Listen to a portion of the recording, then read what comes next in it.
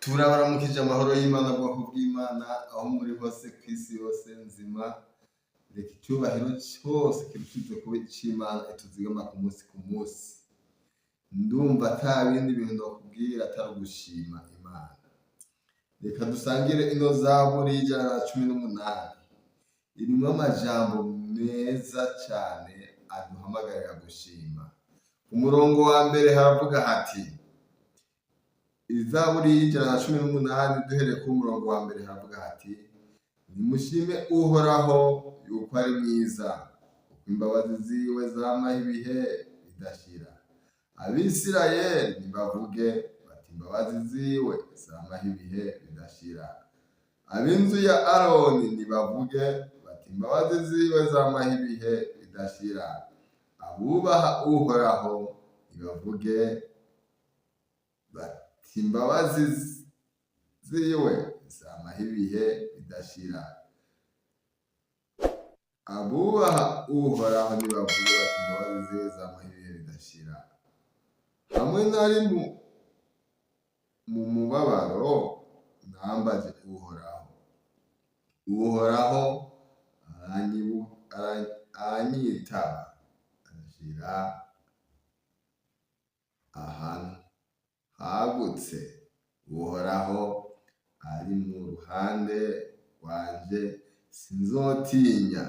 None umuntu yoshobora kungira iki? Uhoraho ari mu ruhande rwanje, arantabara.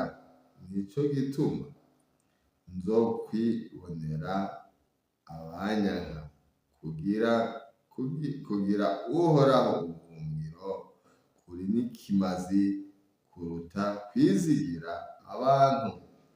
Kugira Uhoraho ubuhungiro kuri n'ikimazi kuruta kwizigira abahambaye. Amahanga yose yantanze hirya n'ino, mw'izina ry'Uhoraho ndarandura. Amen. Ni umurongo turiko turasangira utubwira uti nimushime Uhoraho yuko ari mwiza, kuko imbabazi ziwe zamaho ibihe bidashira.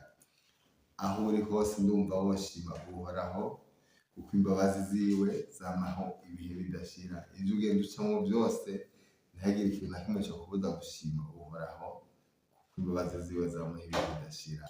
Ni umwanya mwiza wo gushimira Imana ivyo igenda idukorera, gushimira Imana ivyo igenda idukorera ku munsi.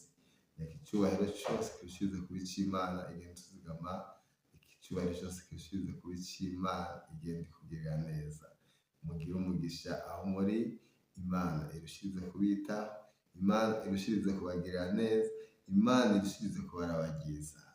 Ico ukeneye cose senga Imana irakikuronsa, kuko n'Imana ishoboye byose. N'Imana ishoboye byose. Ndabisubiyemwo, n'Imana ishoboye byose, nta kintu na kimwe kinanira. Rero ico mukeneye, ico mushaka gushikako, cereka Imana nishoboye byose, niyo ishobora kugukorera ibitangaza. Ico ukeneye cose cereka Imana mu gusenga no mu kwinginga bifatanije no gukenguruka. Imana irakubera inyishu. Mugire ibihe vyiza aho muri. Shalom.